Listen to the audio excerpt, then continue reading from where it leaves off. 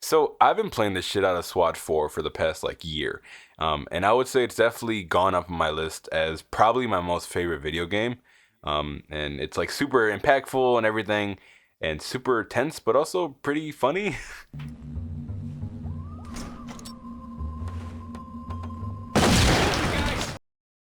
SWAT 4 really changed the genre, and it's definitely a good mix of horror and action.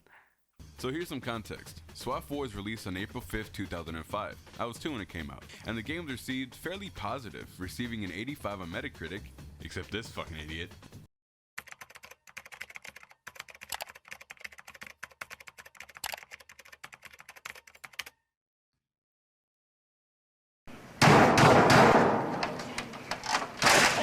And an 8.5 on GameSpot. And just a little side note, GameSpot was much more trustworthy back in 2005 than they are now. And when the game first came out, it was very niche. I would still say it's a very niche crowd. But with time, and especially with the release of Ready or Not, the market has become a lot bigger. Now, I would 100% say that the game has stood the test of time. Of course, the visuals of the game aren't amazing for today's standards, and the AI can be a little bit fucky, but it's still very playable. And I would say the graphics were pretty good for 2005.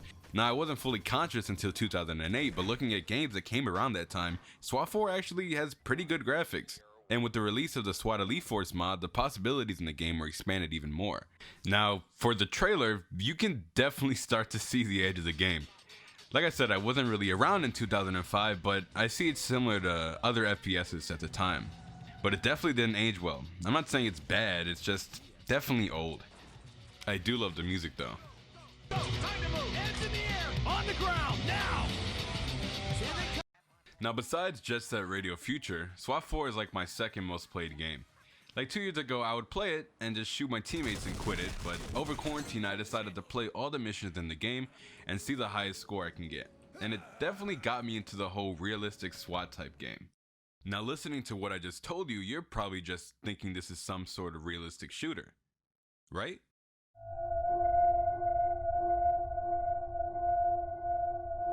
39 Adam, this is Central BCC. Adam, Boy, and Truck 1 responding to 25 Glendive Lane for high-risk warrant service.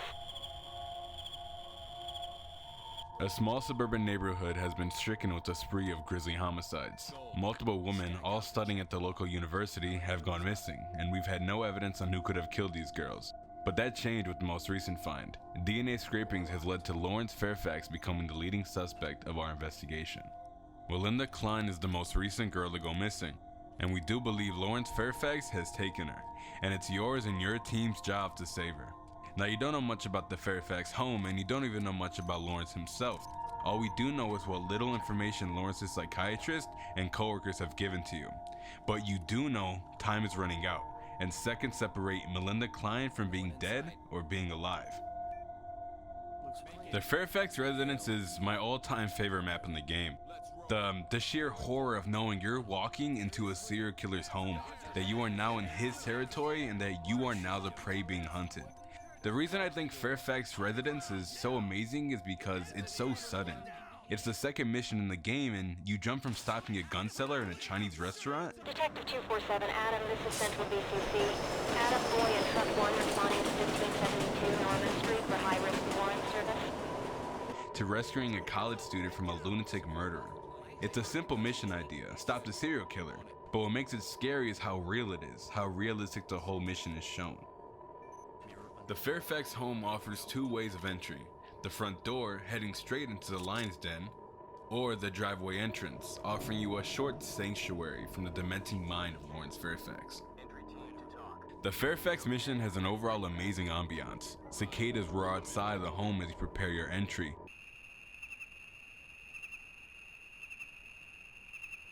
The cold night wind sends shivers down your spine. As soon as you open the front door, you're introduced to a house in disarray. Garbage covers the floors. Dishes fill the sink. Wallpaper torn off walls showing the age of the home. Stacks on stacks of newspapers, all saying the same thing: wanted, Lawrence Fairfax. And cockroaches who have made a new home. It's immediately shown that the Fairfax house is not a home you want to live in. A radio is playing in the living room. Melinda Klein's mother, begging for the return of her daughter. I would just like to say, Melinda, if you can hear me, honey, I love you very much. And I'd like to say to whoever took her, I beg you, please, please bring my daughter back. Please. Please. Please.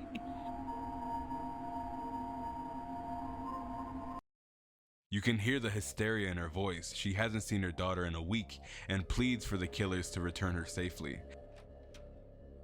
As you explore the living room, you stumble upon Fairfax's mother, Gladys. Police, get down now! You like terrorizing old ladies? Get down! Out Hands of in the my air! house, you!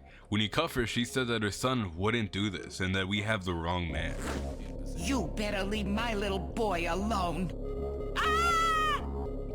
You can tell his mother is naive to Lawrence's true actions, or at least chooses not to accept them.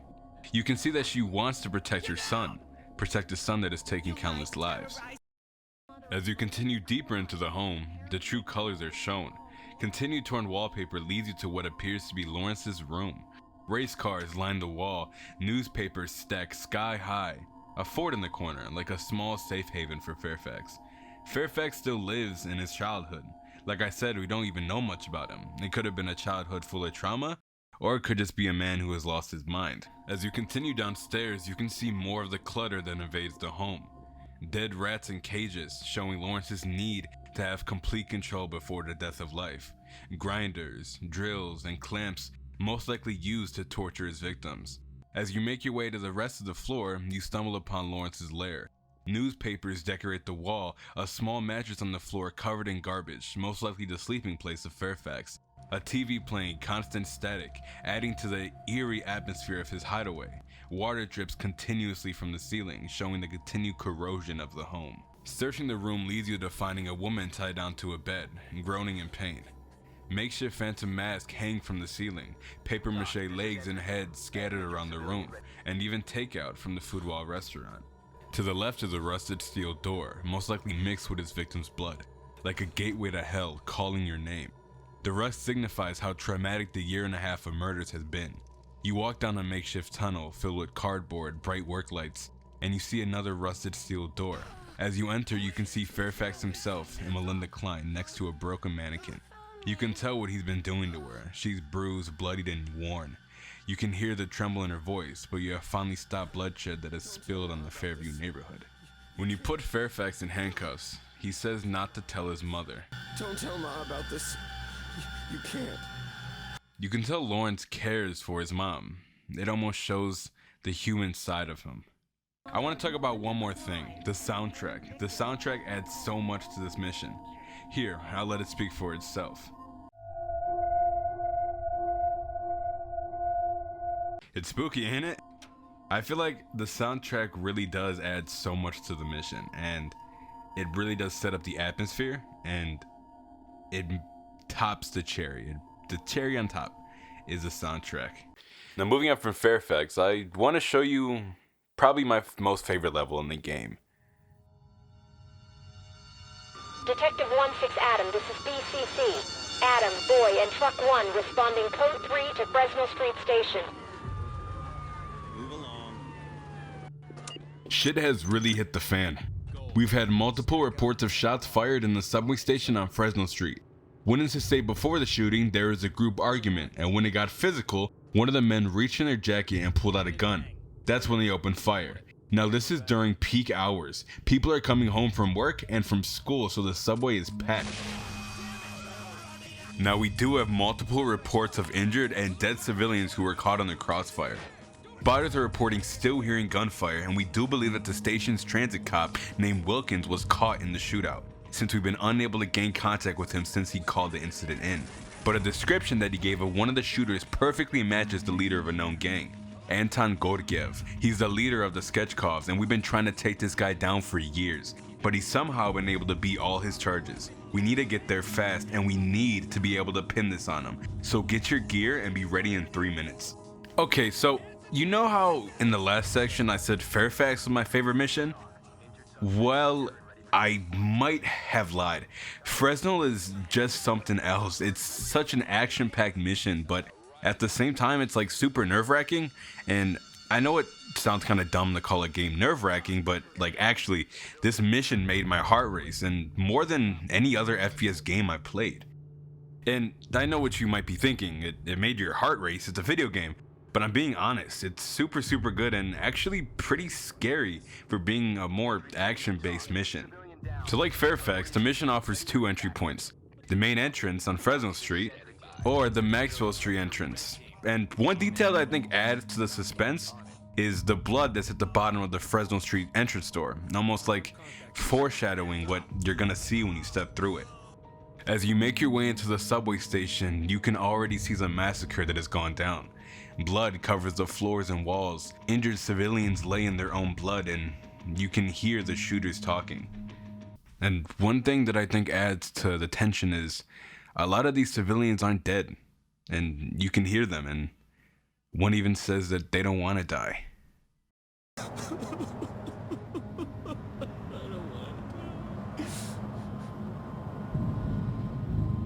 It's actually really scary, and I don't mean to repeat myself from Fairfax, but it's realistic.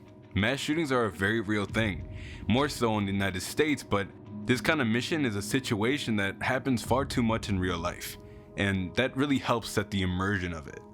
As you move farther into the station, more and more dead bodies can be found on the floor. You continue to see the trail of blood that leads downstairs. You end up finding Wilkins, and yeah, he was injured, bad. But he's alive, so all you can hope is that he stays that way. On the train platform is where it gets really bad. Multiple bodies lay on the floor, some alive and some not. Now this mission has 2 moments that for some reason I really like. They're just 2 voice lines that play when you make it downstairs, but I feel that it adds a whole lot to this mission, almost like it adds more life to this already very alive mission. When you make it to the subway platform and a train passes, this is what he says.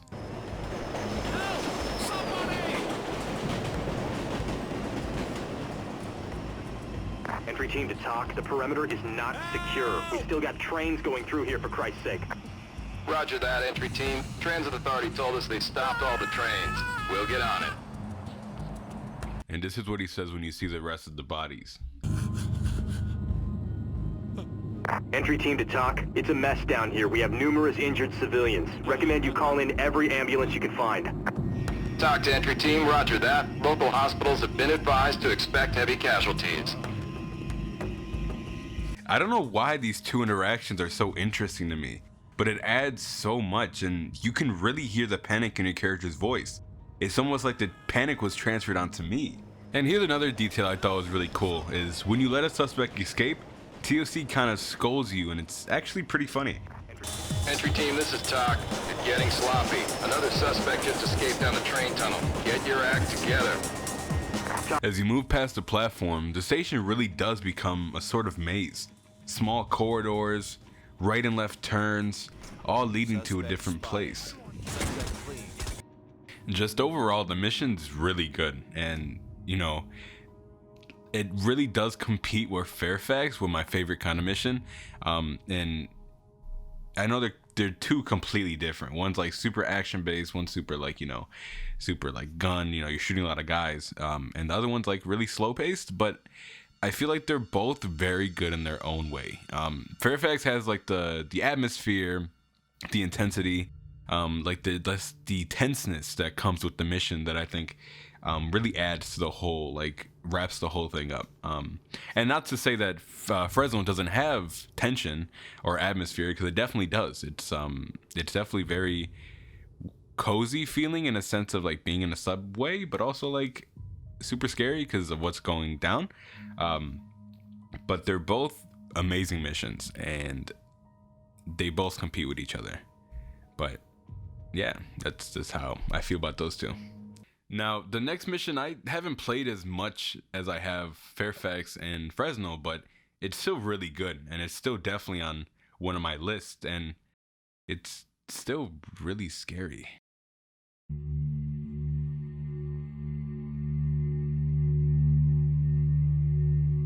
429 Adam, this is Central BCC. Adam Boy, Truck Unit 1, responding to 2189 Carroll's Road. High-risk warrant service.